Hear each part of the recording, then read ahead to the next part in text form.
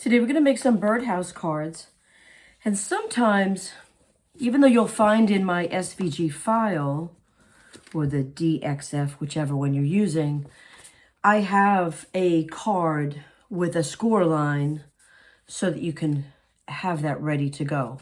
But sometimes I like to purchase, if I see some great price on envelopes and blank cards that match, so that I can literally just use the beige, because I find that a lot of the backgrounds of the cards on my images, I like them beige, but certainly you could use textured paper, all different colored paper.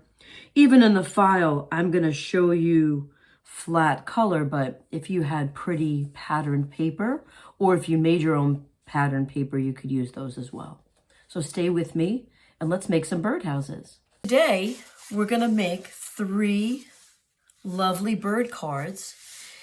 You could purchase these together as a set in the Etsy store if you've already purchased a single one.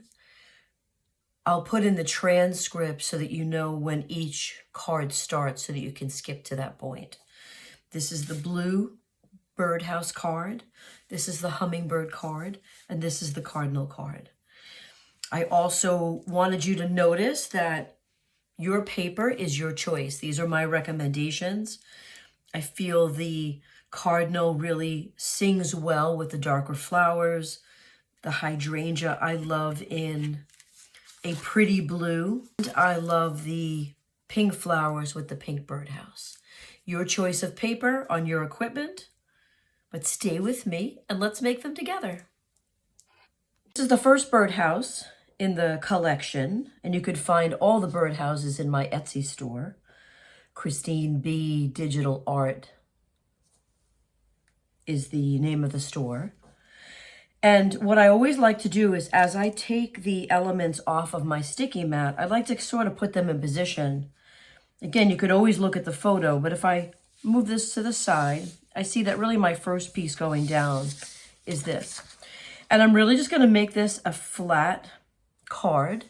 You can always use pop dots to raise some of the elements, but just for today, I'm going to show you how I put this together on a flat card. So my glue stick, I'm going to glue this sucker down.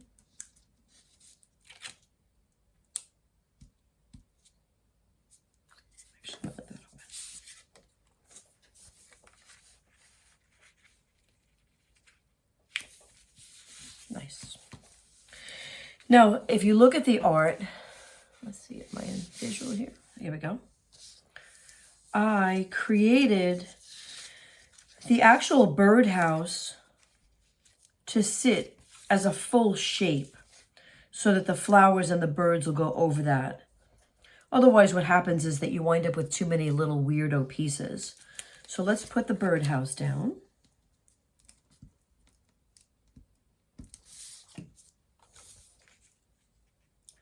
And what I'm doing is I'm matching up the flat sides and the corners with the actual roof of the house.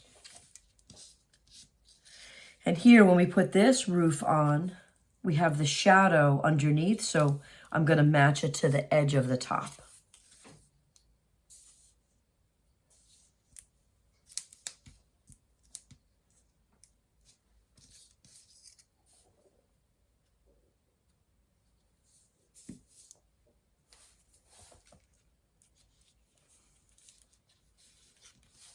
Nice.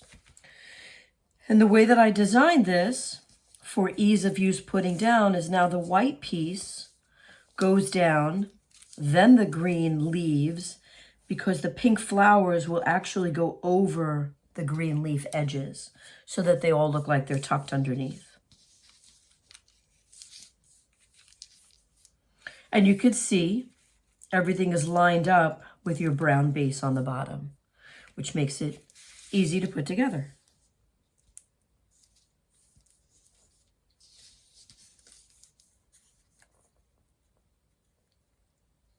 And I'll put a little up here.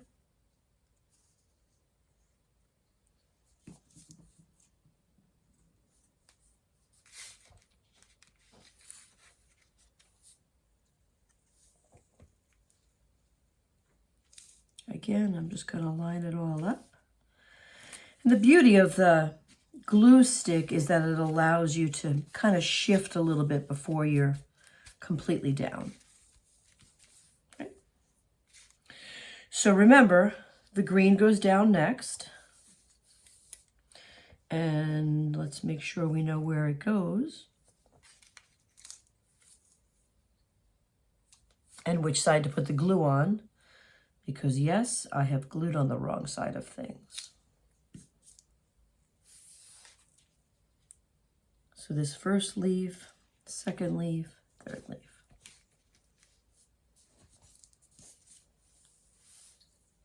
Oh, let's check.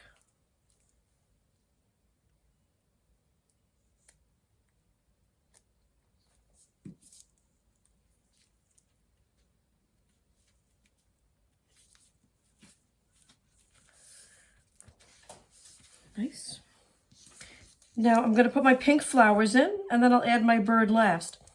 And you'll notice with the pink flowers, there are a couple of centers, but I'm not going to put the green centers in until the pink flowers are in position. I didn't mark that separately, so better to guess the center with it in position than to try to put the center in without the base of the pink. Again, just laying it out.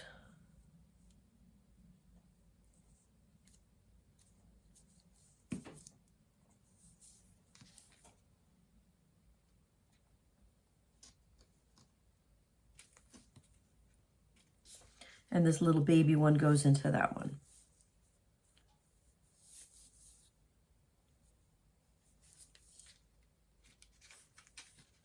Let's put this one down. And yes, I have this tiny little beak because I really wanted the beak to be pink.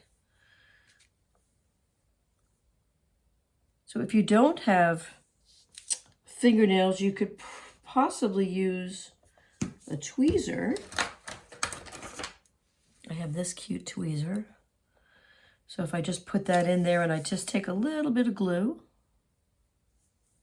right? And then drop it right into position.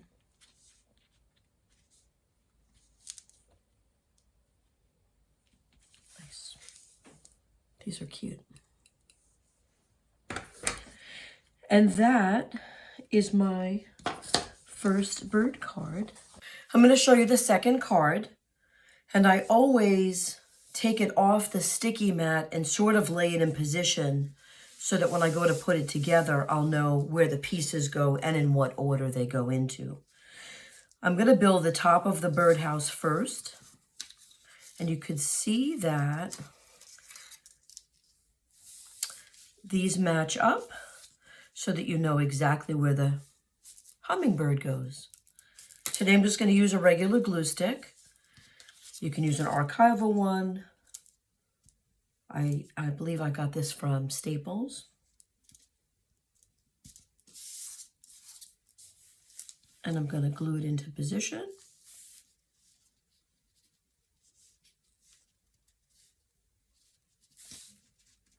Oops. Oh, that's right. The bird is a little bit in from the actual house. I was trying to come right to the edge. And then here you have either the hummingbird's wings. And I did it this way so that these were cut out as opposed to trying to stick them down, because sometimes the tiny little pieces are very frustrating to me in general. So I'm just going to add a little glue.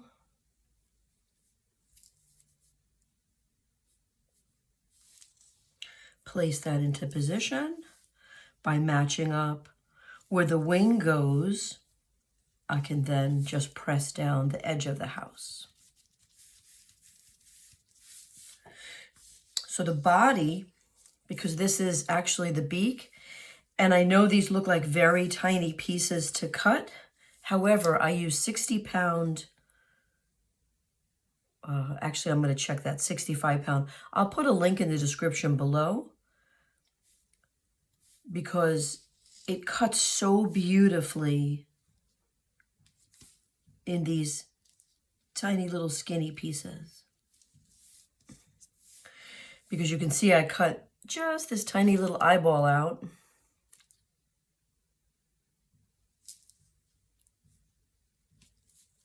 Putting that right down so my hummingbird has a blue eye. And here's the tail piece. Sweet. Now for the hydrangea, again, same thing. I have a full green base. I wanted it easy to put together.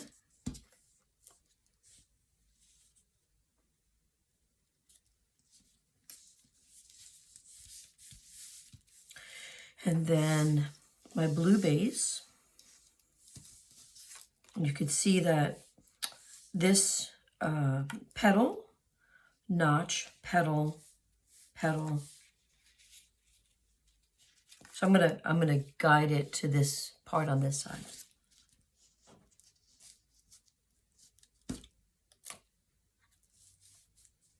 Right in there. This edge here goes right alongside this edge here. So let's add some glue.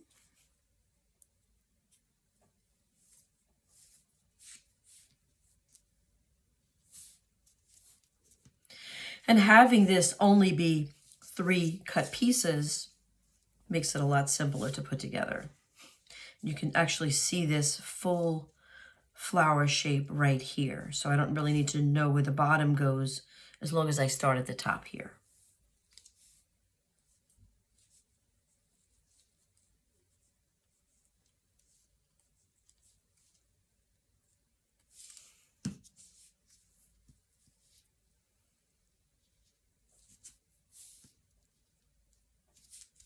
And there you have it.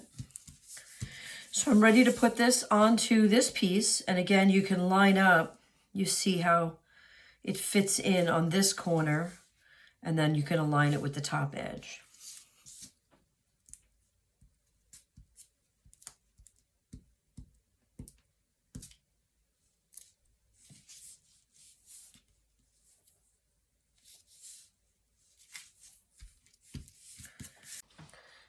I find the 65-pound paper, cardstock paper, works the best at a lower speed, and see it just comes right off.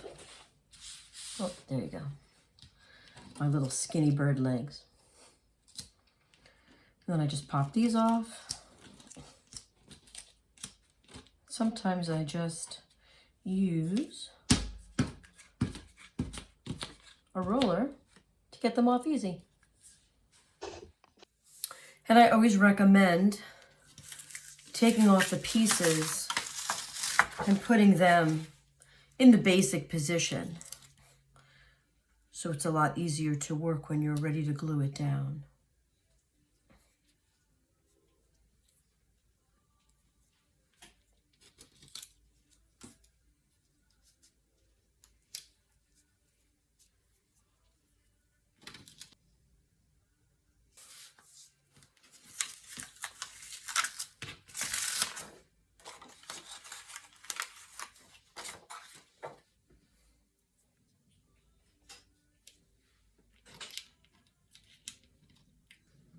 Oh, wait, I forgot one more piece. And the final pieces are the black wing and the face.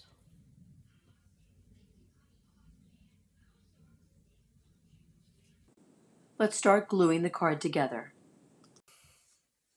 Okay, and this little pink piece is going right here on the edge of that flower.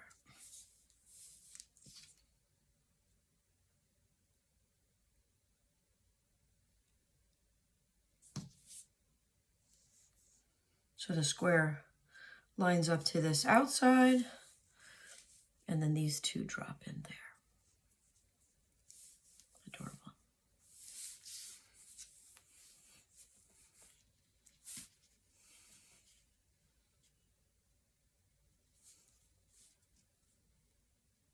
So you see how, oops, you see how they go together. These little 3 divots here are at the top here.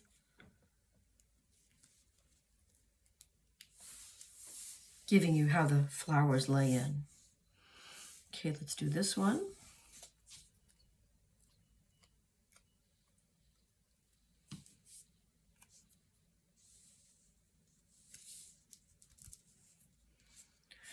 And this lines up with this here at the bottom.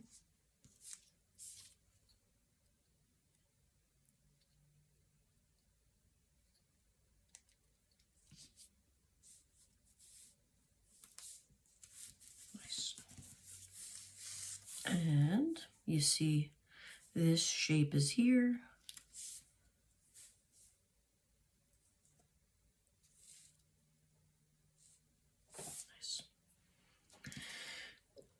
I'm going to go ahead and use my Zot dots, but I am going to cut them.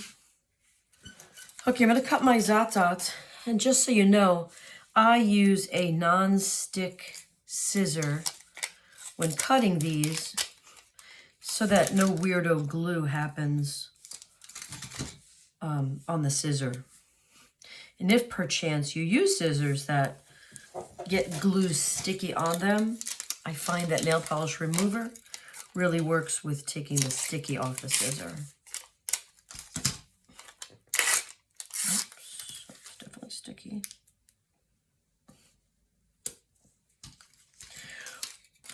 Personally, why I use the clear Zot dots sometimes, especially on such a dark color, is I don't really want to see the white from the pop dots.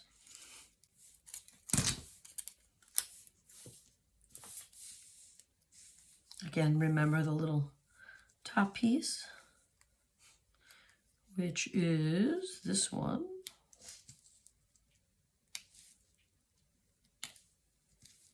And then this final flower.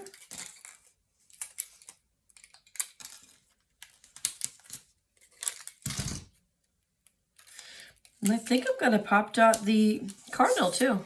Why not, right?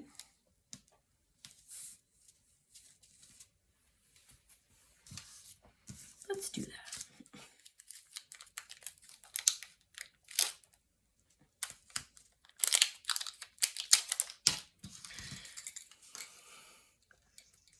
And I am going to stick little tiny balls of the 3D glue onto his little paws. Just taking a pinch off.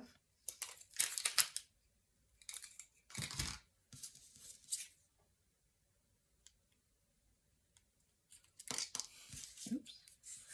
Okay, so I'm going to line up the tail, line up his feet on the post, stick his feet down, and there you have it. Oh my gosh, so cute.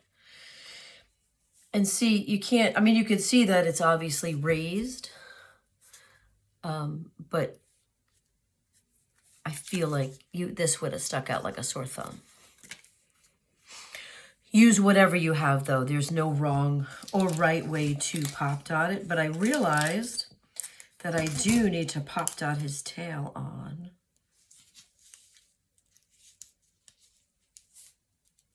There you go.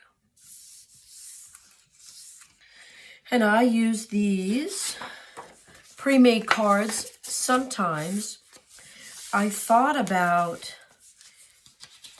using this fun paper behind.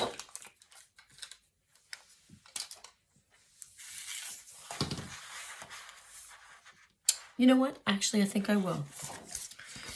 So I didn't give you a mask for that, but I'm just going to put my card in my hand. I'm going to cut it.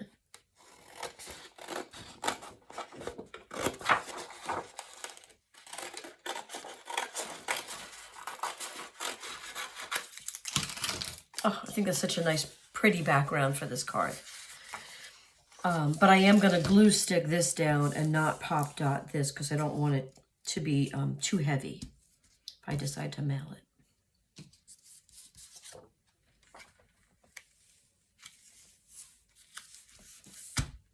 that. And what do you think? Maybe this should be pop dotted as well. How fun.